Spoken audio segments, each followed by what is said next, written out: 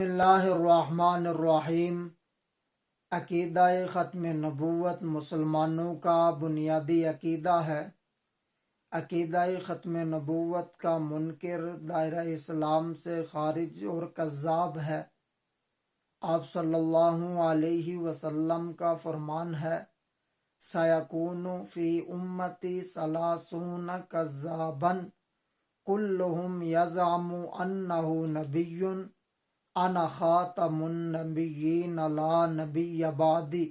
فرمایا میرے بعد 30 ایسے کذاب پیدا ہوں گے جو یہ گمان کریں گے کہ وہ اللہ کے نبی ہیں۔ انا خاتم النبیین لا نبی بعدی، میں آخری نبی ہوں، میرے بعد کوئی نبی پیدا نہیں ہوگا۔ نبی کی ایک صفت یہ ہوتی ہے کہ نبی تلمیذ الرحمن ہوتا ہے، نبی اللہ کا شاگرد ہوتا ہے۔ دنیا کے اندر نبی کا کوئی استاذ نہیں ہوتا، دنیا میں نبی کسی کا شاگرد نہیں ہوتا۔ آج کی اس مختصر ویڈیو میں آپ حضرات کے سامنے یہ بات رکھوں گا کہ مرزا قادیانی اپنے دعوے کے مطابق ہی کذاب ہے۔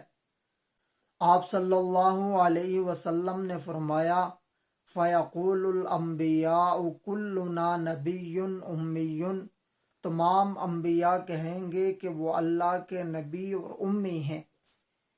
پتہ چلتا ہے کہ نبی کی صفت یہ ہے کہ وہ امی ہوتا ہے۔ امی کا معنی کہ وہ صرف اللہ سے پڑھتے ہیں، دنیا کے اندر کوئی ان کا استاذ نہیں ہوتا۔ حضرت جبرائیل امین بھی صرف واسطہ ہوتے ہیں، وہ اللہ سے پیغام لے کر انبیاء کو دیتے ہیں۔ مرزا قادیانی نے روحانی خزائن جلد نمبر 17 صفحہ نمبر 358 پر لکھا کہ تمام انبیاء تلاميذ رحمان ہیں، یعنی تمام انبیاء اللہ کے شاگرد ہوتے ہیں۔ اب اس دعوے میں مرزا قادیانی کو پرکھا جائے گا، کیونکہ مرزا قادیانی نے نبوت کا دعویٰ کیا۔ مرزا قادیانی نے یہ دعویٰ کیا کہ اللہ نے اس کا نام نبی اور رسول رکھا ہے۔ مرزا قادیانی کا یہ دعویٰ بھی ہے کہ وہ اللہ کا رسول اور نبی ہے۔ مرزا قادیانی نے یہ بھی کہا، یاسین انک لمن المرسلین علی صراط مستقیم، اے سردار تو خدا کا مرسل ہے راہ راست پر۔ روحانی خزائن جلد نمبر 22 صفحہ نمبر 110۔ اب مرزا قادیانی کا وہی دعویٰ ہے جو دعویٰ مسلمانوں کا ہے کہ نبی امی ہوتے ہیں، نبی کا استاذ اللہ ہوتا ہے، دنیا کے اندر نبی کا کوئی استاذ نہیں ہوتا۔ مرزا قادیانی نے روحانی خزائن جلد نمبر 13 صفحہ نمبر 179 تا 181 لکھا ہے کہ بچپن سے زمانہ میں میری تعلیم اس طرح ہوئی، جب میں 6-7 سال کا تھا تو ایک فارسی خواہ معلم میرے لیے نوکر رکھا گیا، جنہوں نے قرآن شریف اور چند فارسی کتابیں مجھے پڑھائی۔ اس بزرگ کا نام فضل الہی تھا۔ جب میری عمر تقریباً 10 برس کی ہوئی تو ایک عربی خواہ مولوی صاحب میری تربیت کے لیے مقرر کیے گئے، جن کا نام افضل احمد تھا۔ مولوی صاحب موصوف جو ایک دیندار اور بزرگوار آدمی تھے، وہ بہت توجہ اور محنت سے پڑھاتے رہے، اور میں نے صرف کی بعض کتابیں اور کچھ قواعد نحو ان سے پڑھے، اور بعد اس کے جب میں 17 یا 18 سال کا ہوا تو ایک اور مولوی صاحب سے چند سال پڑھنے کا اتفاق ہوا۔ ان کا نام گل علی شاہ تھا۔ ان کو بھی میرے والد صاحب نے نوکر رکھ کر قادیان میں پڑھانے کے لیے مقرر کیا تھا، اور ان آخر ذکر مولوی صاحب سے میں نے نحو اور منطق اور حکمت وغیرہ علوم مروجہ کو جہاں تک خدا تعالیٰ نے چاہا حاصل کیا، اور بعض طبابت کی کتابیں میں نے اپنے والد صاحب سے پڑھی، اور وہ فن طبابت میں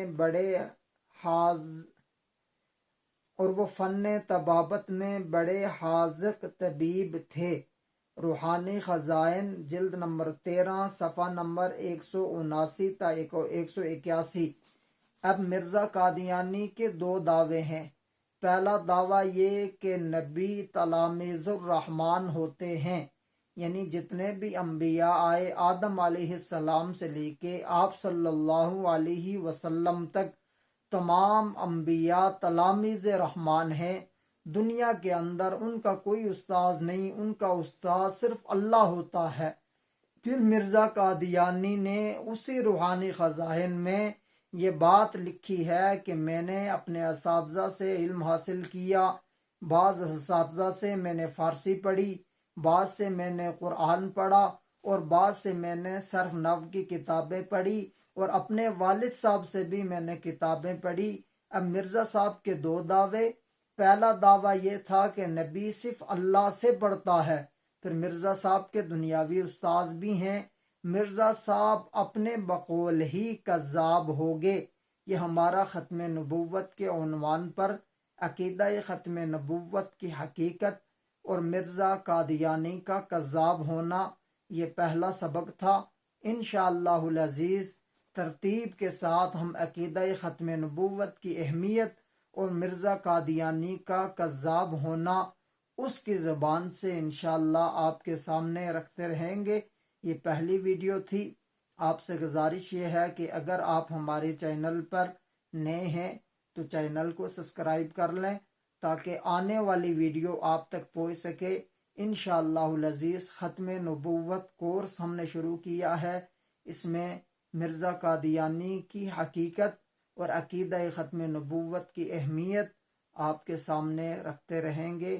آپ نے خود مرزا قادیانی کے دو دعوے دیکھے۔ پہلا دعویٰ یہ تھا کہ نبی کا استاذ اللہ ہوتا ہے، اور پھر مرزا قادیانی نے اسی روحانی خزائن میں یہ بات لکھی کہ میرے اساتذہ دنیا کے اندر تھے، ان سے میں نے علم حاصل کیا۔ مرزا قادیانی اپنے ہی دعوے سے کذاب ہو گیا۔ اللہ پاک سے دعا ہے کہ اللہ پاک ہمیں دین کو سمجھ کر اس پہ عمل کرنے کی توفیق عطا فرمائے۔